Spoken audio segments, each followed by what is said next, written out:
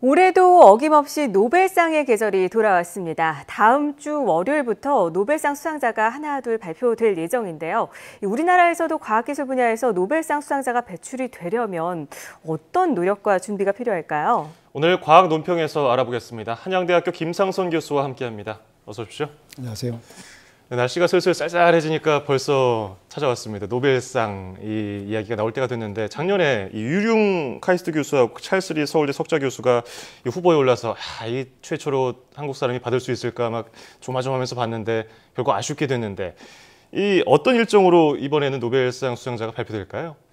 네, 아시다시피 노벨상은 이제 1901년도에 시작했는데요. 예. 노벨 박사가 돌아가신 날이 12월 10일입니다. 그래서 그날이 이제 노벨상 수상식을 거행하는데 금년이 115회째 되는 날이 행사입니다. 예. 이때만 되면 이제 노벨상 수상자를 미리 선정을 하게 되는데요. 아마 과학상 같은 경우는 다음 주 월요일 날 생리의학상, 또 화요일 날 물리학상, 그리고 수요일 날 화학상 수상자가 발표될 예정입니다. 예.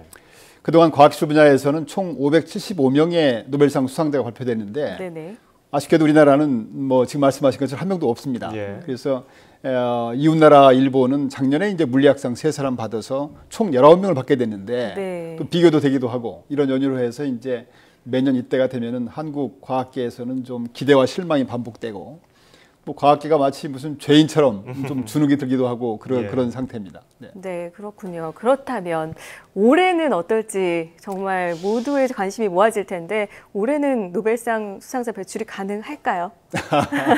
아까 말씀하신 것처럼 예. 작년에 이제 톰슨 로이터라는 데서 이제 9개국 27명인가 발표를 했어요. 후보자를. 근데 톰슨 로이터가 보통 발표를 하게 되면 그중에 한 3분의 1은 맞췄습니다. 그래서 작년에 찰스 리하고 이제 유령 교수가 들어가서 기대를 많이 했죠. 이번 드디어 나오는구나. 그래서 이제 근데 결국은 안 돼서 참 유감스러웠는데요. 이번에도 톰슨 로이터에서 이제 15명을 발표를 했습니다. 네네. 근데 유감스럽게도 거기 한국 사람이 없어요. 네, 그래서 참 안타까운데요. 여기에 꼭 없다고 해서 받지 말라는 법은 없습니다. 그래서 아마 다음 주 내내 최초의 노벨상 수상자 배출을 기대하면서 기다려 봐야 되지 않을까 생각을 합니다. 네. 자, 이 노벨상 여러 분야에서 우리가 이미 과학기술력을 인정을 받고 있는데 이 노벨상에서는 영 힘을 못 쓰고 있어요. 그 이유가 매번 이게 말씀드리지만 이번에는 또 뭐라고 생각하십니까? 그러니까 이제 노벨상 수상이 사실은 뭐 지상 목표일 수는 없고요. 예. 그렇게 뭐 꼭 받아야 된다 그런 건 아닙니다, 사실은. 그리고 우리나라가 이제 과학기술 역사에 비추어 볼 때는 어쩌면은 아직은 노벨상 받기가 좀 빠르지 않나 그런 감도 있습니다. 여러 번 말씀드린 것처럼 우리나라 과학기술이라는 게 이제 66년에 한국과학기술연구소가 만들어지고 불과 한 50년이거든요. 또 연구비 규모도 우리나라 최초의 국책연구소라는 것이 이제 1983년에 100억으로 시작했고요. 예. 그래서 그런 걸 비추어 볼 때는 아직은 좀 빠르다. 그리고 동시에 이제 우리나라가 워낙 과학기술 학무지였기 때문에 초기에는 주로 개발 실용화 연구를 많이 했어요. 예. 그러다 보니까 이제 지금 뭐 반도체니 조선 자동차 모든 분야에서 세계 지금 탑 10 안으로 들어와 있지 않습니까? 예. 근데 기초 연구는 대학이 주로 담당을 하는데 1990년대 초만 해도 대학의 닉네임이 잠자는 상아탑이었어요. 그만큼 연구를 안 했죠. 예. 근데 이제 그 뒤에 연구를 많이 해서 사실 지금은 기초 연구를 많이 하죠. 그럼에도 불구하고 한 20년밖에 안 되기 때문에 노벨상 업적이 보통 지난 20, 30년간의 누적된 실적으로 받는다고 비춰 볼 때는 아직은 조금 빠른 감이 있다. 그러나 우리나라 기초과학도 지금 SCI 논문 편수에서 세계 10위권에 들어와 있고요. 또 임팩트 팩터 상위 1%에 들어있는 논문 편수에서도 15위권에 들어와 있어서 한 20년밖에 안 되는데 굉장히 빠른 속도로 지금 증가가 됐습니다. 그래서 아마도 이런 추세면은 왜 우후죽순이라고 있잖아요. 예. 비 온 뒤에 죽순이 막 솟지 않습니까? 네네네. 우리나라도 이제 곧 노벨상 수상자가 나오지 않을까. 한번 나오기 시작하면 이제 우후죽순처럼 나올 것으로 기대를 하고 있습니다. 네, 아직은 이른 감이 없지 않아 있다는 말씀을 해주셨는데 그렇지만 기초과학 분야에서 계속해서 성과들이 나오고 노벨상 수상자가 배출될 수 있다는 전망을 하고 계신데 이를 위해서 어떤 노력과 지원이 좀 필요할까요? 이제 아마도 크게 한 3가지만 말씀드리면은요. 아마 제일 중요한 게 역시 사람이잖아요. 과학기술은. 그래서 이제 인력에 투자하는 문제, 인력 배출하는 문제. 두 번째가 투자. 세 번째가 인프라 이런 것들을 들 수가 있는데요.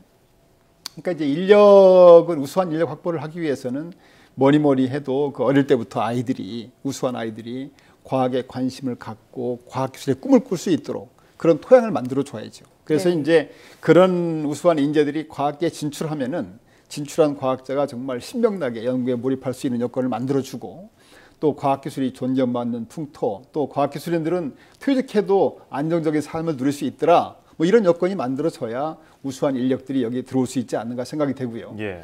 두 번째는 이제 과학기술 발전의 핵심 요소 중에 하나가 투자입니다, 결국은. 그래서 투자 측면에서 보면은 우리가 그동안에 참 잘해오고 있다고 생각을 합니다. 지난 10년간 연평균 한 9.5%가 늘었거든요. 그래서 심지어는 IMF 사태로 어려울 때도 R&D 투자만은 계속 확대해 왔습니다.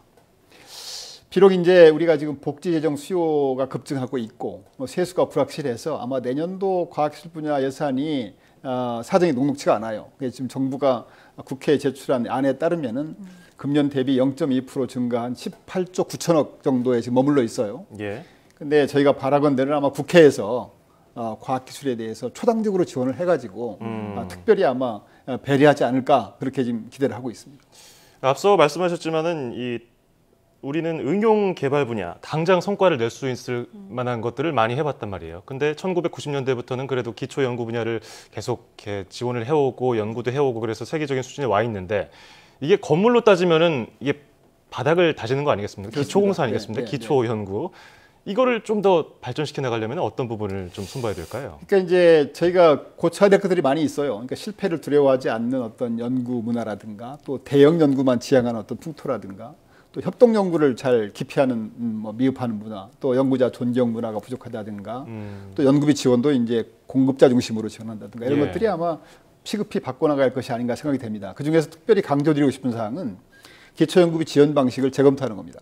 기초연구 지원 방식이 이 노벨상 같은 성과는 한우물을 계속 팔 때 세계적인 성과가 나오는 거거든요. 그래서 그렇게 하기 위해서는 연구비 지속적인 지원이 제일 중요한데 최소한의 연구비라도 끊이지 않고 계속 지원함으로 해서 한우물을 팔 수 있게 그래서 과학자들이 철새처럼 이곳저곳 기웃거리지 않고 네네. 한우물을 파서 정말 눈치 안 보고 본인이 하고 싶은 연구 잘할 수 있는 연구를 잘할 수 있게 특히 기초연구 쪽에서는 그래야 될 것 같아요.